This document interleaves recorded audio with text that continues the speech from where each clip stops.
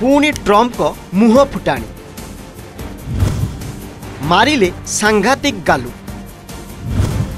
कहिले भारत पाकिस्तान युद्ध को शेष करथिले नचेत यह नहीं था परमाणु युद्धर रूप।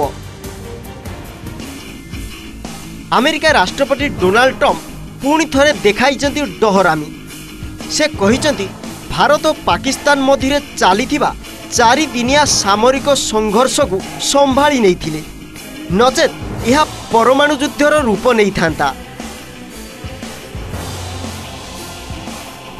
व्हाइट हाउस रे ट्रम्प कहिचंती युद्ध समय 5 की 6टी विमान मारी खसाई दिया जाइथिला।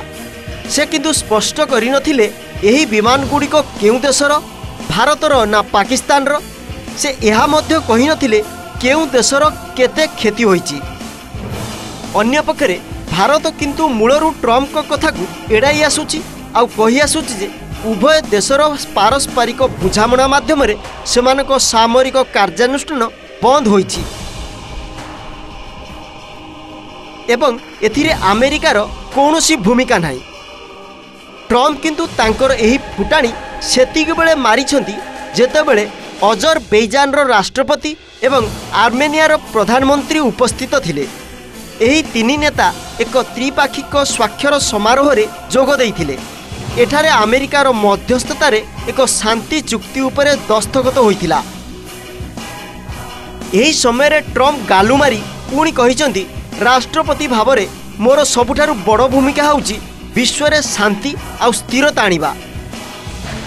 भारत एवं पाकिस्तान सहित आमर सफलता परे आज रही चुक्तिनामा आसीची। ट्रम्प कहिचंती सेमाने परस्पर विरोध रे पूरा शक्ति लगाई लड़ुथिले। परिस्थिति बहुत गंभीर हो जाइथिला। हुए तो एक परमाणु युद्ध हो जाइथांता किंतु ता पूर्वरु उभय महान नेता एकाठी होई परिस्थिति को नियंत्रण करिनेले। मु भारत एवं पाकिस्तान मध्य यही समस्यार समाधान करिछि। Bureau report OTV.